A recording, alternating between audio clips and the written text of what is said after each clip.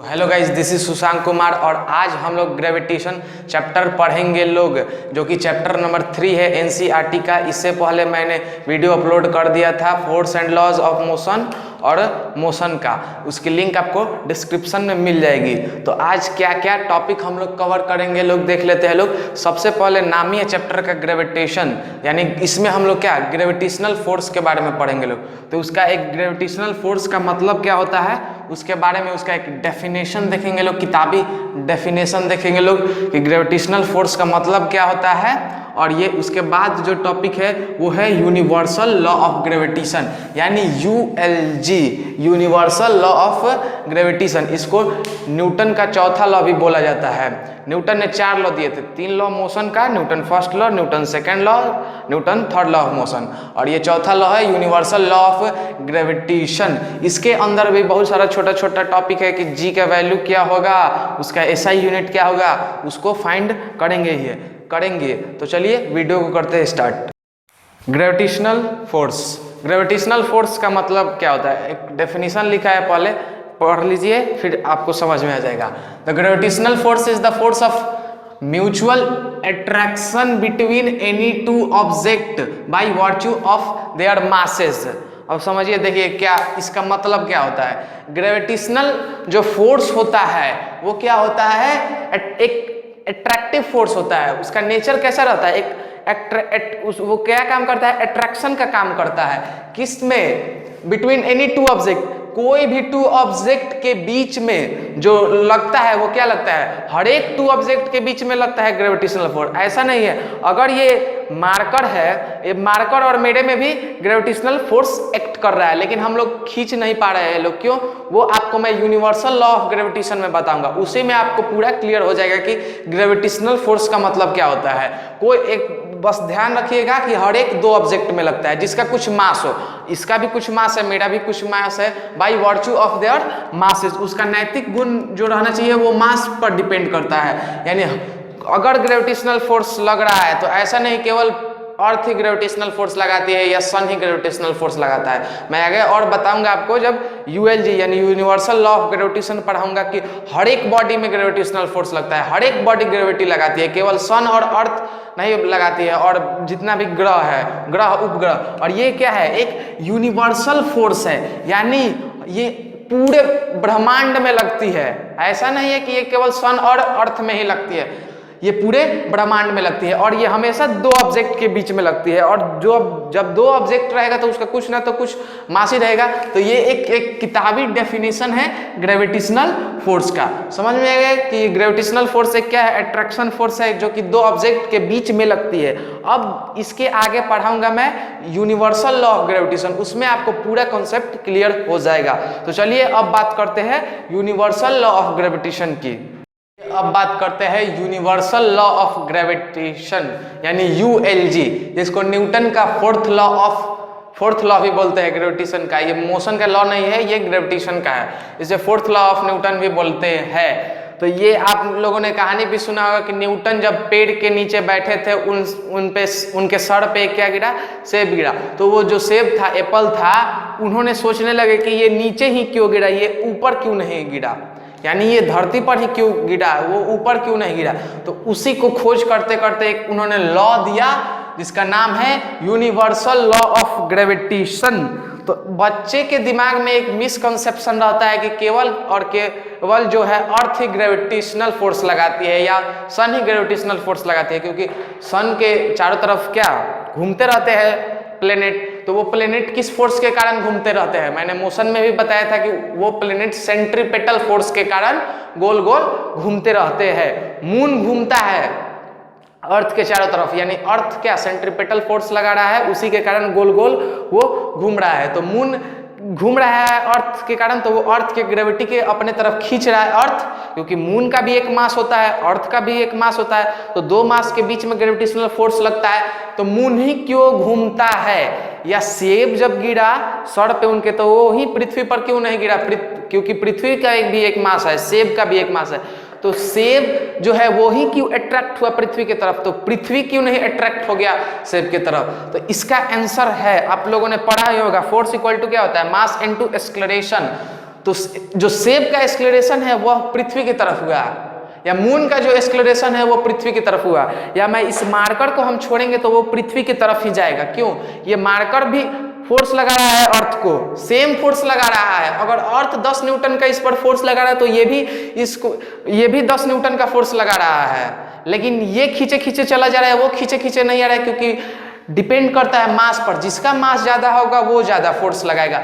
अब अर्थ पे जो है, अर्थ से बड़ा कोई मास है का? अर्थ भी एक मास है। अर्थ जो अर्थ पर जितने भी चीज है, चाहे बुर्ज खलीफा को ले लो, क्या वो अर्थ से भारी है? नहीं।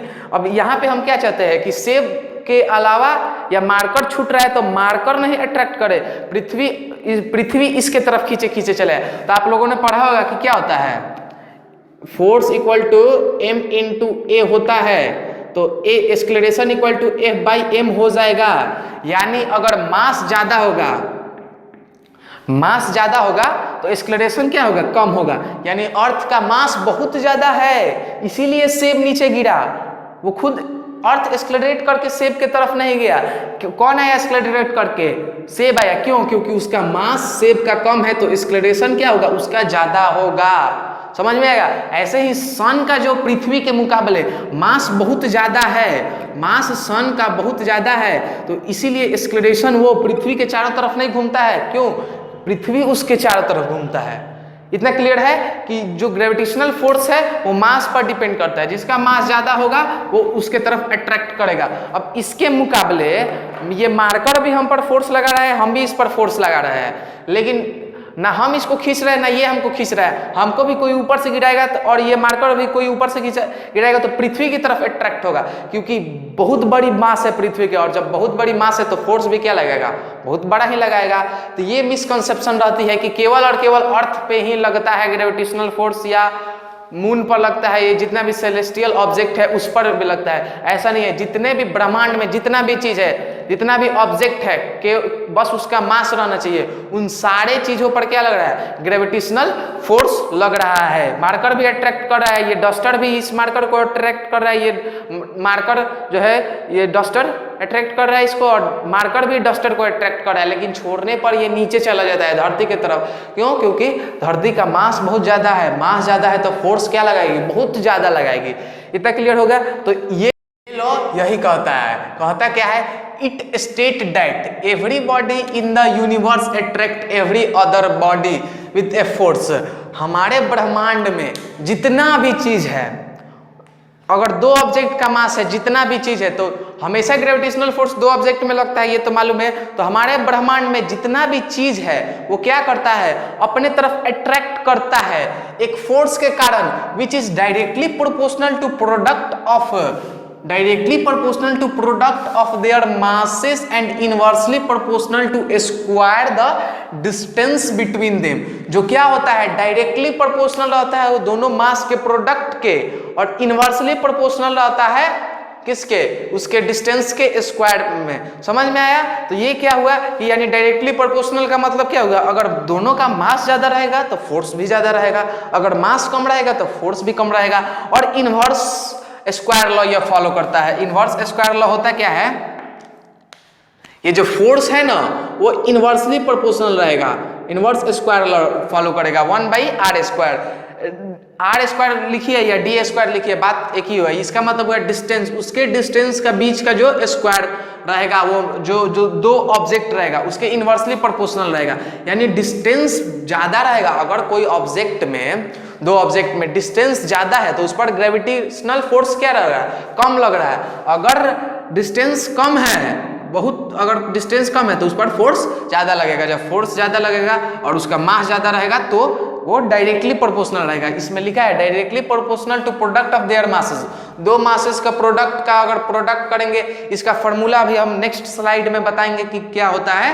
इसको कंक्लूड करके, क्लब करके, समझ में आया? जो मास होता है वो डायरेक्टली प्रोपोर्शनल होता है, और जो इनवर्सली क्या होता है? इनवर्सली प्रोपोर्शनल होता है square of distance between them. जो उसका डिस्टेंस बिटवीन होता है उन दोनों के बीच में, उसका स्क्वायर होता है इनवर्सली प्रोपोर्शनल, डिस्टेंस के स्क्वायर का। इतना समझ में आ गया? और ये एक बात याद रखिएगा कि ये हमेशा ये क्या होता है? नॉन कॉन्टैक्ट फोर्स होता है। जो ग्रेविटेशनल फोर्स होता है वो नॉन कॉन्टैक्ट फोर्स होता है। Contact force, non contact force आपने 8th में पढ़ा। कॉन्टैक्ट फोर्स में क्या होता है कि जो ऑब्जेक्ट है, दो चीजों को अगर हम कॉन्टैक्ट में लाएंगे तो ही फोर्स लगेगा, उसे कॉन्टैक्ट फोर्स बोलते हैं। लेकिन नॉन कॉन्टैक्ट में क्या होगा, बिना हम दो चीजों के पास में लिया ही नॉन कॉन्टैक्ट फोर्स लगता है। अगर कोई ऑब्जेक्ट को हम बिना पास में भी नहीं ला रहे हैं, अगर फोर्स लग रहा है उसे नॉन कॉन्टैक्ट फोर्स बोलेंगे। अब इसको है पृथ्वी, धरती नीचे, अब हम नीचे तो इसको रखने नहीं जाएंगे कि फोर्स लगाएगा, हम इसको यहीं से छोड़ रहे हैं तो ये बिना कांटेक्ट में पृथ्वी के आए ही लग रहा है। समझ में आया? तो इसे ये नॉन कांटेक्ट फोर्स बोलते हैं। इसका नेचर जो रहता है वो हमेशा अट्रैक्टिव होता है,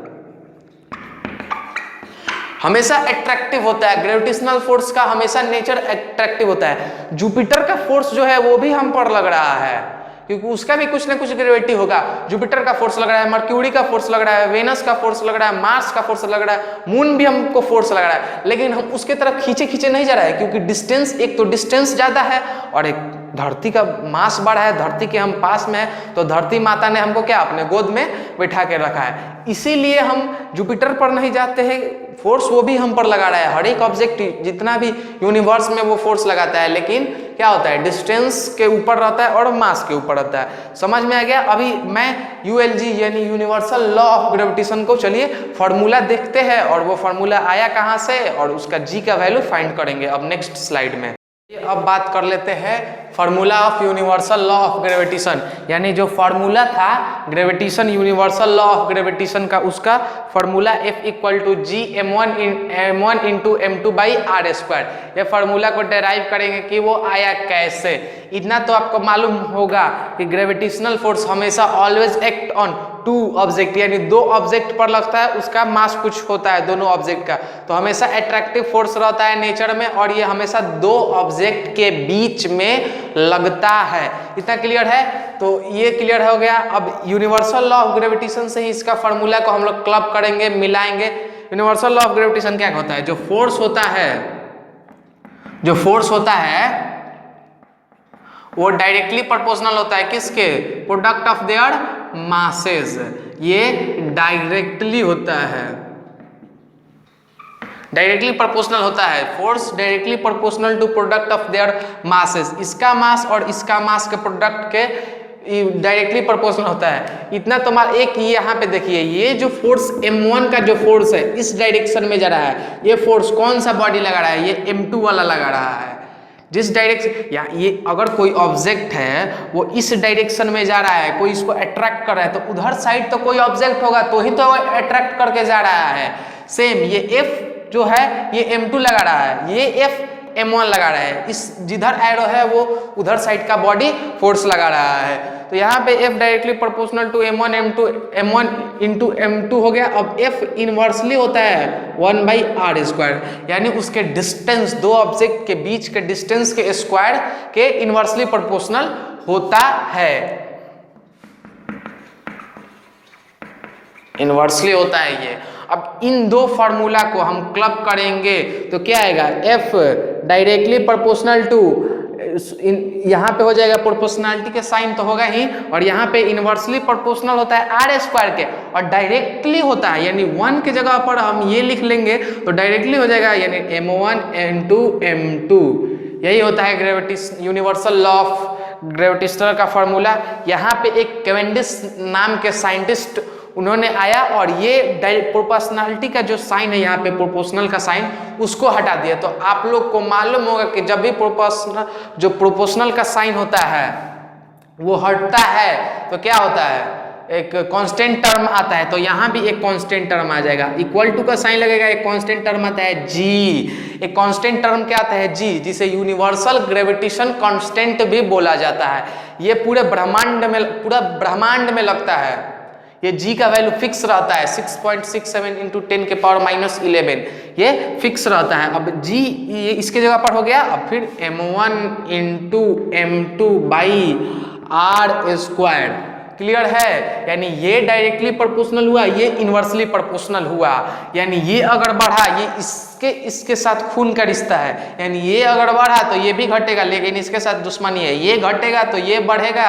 यानी कोई भी ऑब्जेक्ट का डिस्टेंस अगर हम घटाएंगे, क्यों हमको अर्थ ही अट्रैक्ट क्यों कर रहा है, जुपिटर क्यों नहीं अट्रैक्ट कर रहा है? क्योंकि अर्थ और मेरे डिस्टेंस बहुत कम है, इसीलिए वो हम पर फोर्स लगा रहा है। डिस्टेंस बहुत कम है तो फोर्स बहुत ज्यादा लग रहा है, लेकिन जुपिटर और मेरे में डिस्टेंस बहुत ज्यादा है, इसीलिए फोर्स क्या लगेगा, कम लगेगा। यही होता है इनवर्स का मतलब। तो ये होता है ग्रेविटेशन लॉ ऑफ यूएलजी यानी यूनिवर्सल लॉ ऑफ ग्रेविटेशन का फॉर्मूला। इसमें ये जो जी है वो जी का वैल्यू लिख दे रहा हूं।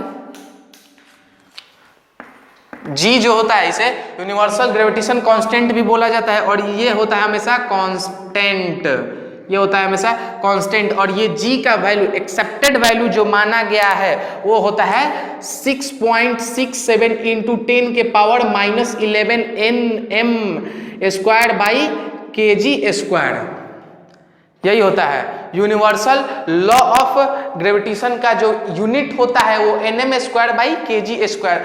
अब ये क्लियर हो गया कि हम जब भी न्यूमेरिकल सॉल्व करते हैं तो 6.67 इंटू 10 के पावर -11 लेते हैं इसका g का वैल्यू। यहाँ पे g का वैल्यू हमेशा पूरा कोई भी ग्रेविटेशन का फॉर्मूला ही ये कैपिटल जी है। एक और आता है स्मॉल जी जिसको एक्सेलरेशन ड्यू टू ग्रेविटी बोलते हैं, उसको हम आगे पढ़ेंगे लोग, अभी तो कैपिटल जी पढ़ रहे लोग, जिसका वैल्यू होता है 6.67 इंटू 10 के पावर -11 और इसका यूनिट होता है nm square by kg square. अब ये nm square by kg square आया कैसे, तो यहाँ पे देखिए nm square by kg square next slide में दिखा दे रहे हैं, इसको मिटा के कि nm square by kg square ये इसका यूनिट हुआ कैसे, SI यूनिट ऑफ जी। अब क्या करते हैं,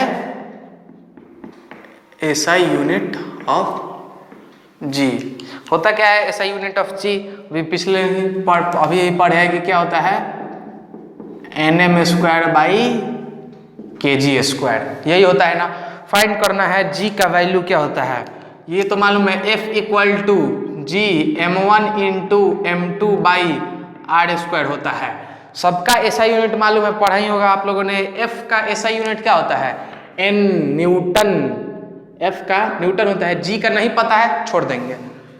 m का क्या होगा kg, m1 का इसका भी kg होगा, m2 का डिस्टेंस का क्या होता है मीटर, लेकिन उसका स्क्वायर होगा। तो यहाँ पे n इक्वल टू g ये हो जाएगा kg का स्क्वायर बाई मीटर का स्क्वायर, ये इसके साथ जाके मल्टीप्लाई हो जाएगा तो क्या हो जाएगा nm स्क्वायर हो जाएगा, और ये इधर इसके आएगा इस साइड तो ये डिवाइड में हो जाएगा यानी kg स्क्वायर। यही हो गया किसका, g का।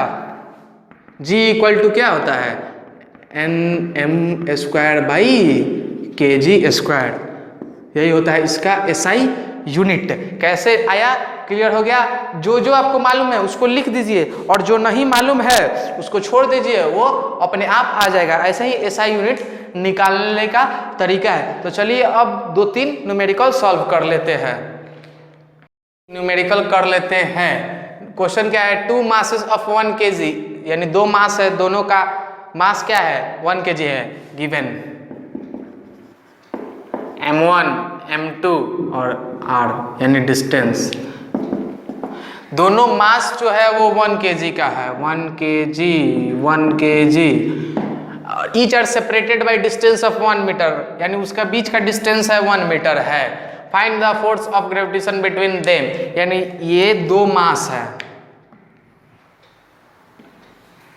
ये 2 मास है, दोनों मास का जो 1 kg है इसका 1 kg है इसका, समझ में आया। और दोनों जो सेपरेट हो रहा है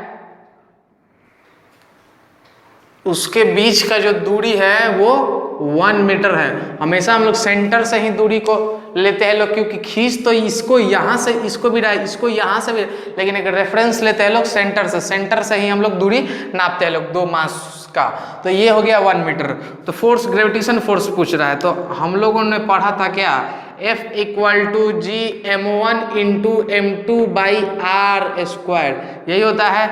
पुट करते हैं लोग g यानी 6.67 इंटू 10 के पावर -11 होता है, हमेशा यूनिवर्सल कांस्टेंट है। 1 इंटू 1 दोनों मास का मल्टीप्लाई करेंगे और r है 1 का स्क्वायर तो 1 ही होगा। ये सब ये 1 इंटू 1 का स्क्वायर करेंगे 1 इंटू 1, ये 1 से 1 कैंसिल, 1 से 1 कैंसिल, तो फोर्स जो आया वो कितना आया 6.67 इंटू 10 के पावर -11 न्यूटन। इन दोनों ऑब्जेक्ट के बीच में इतना न्यूटन फोर्स लगा, 6.67 इंटू 10 के पावर -11, जितना जी का वैल्यू होता है उतना ही न्यूटन फोर्स लगा। तो सोचिए ये -11 है, 6.67 इंटू माइनस, अगर दो ऑब्जेक्ट के बीच में इतना कम फोर्स लग रहा है तो कैसे अपने आप को मोशन में लाएगा, यानी कैसे एक्सेलरेट करेगा। तो इसीलिए जितना भी धरती पर चीज है सब धरती ही उसको खींचती है। कोई ऑब्जेक्ट किसी ऑब्जेक्ट को खींचता है लेकिन एक्सेलरेट नहीं कर पाता है, क्योंकि धरती बहुत बड़ी है तो बहुत बड़ी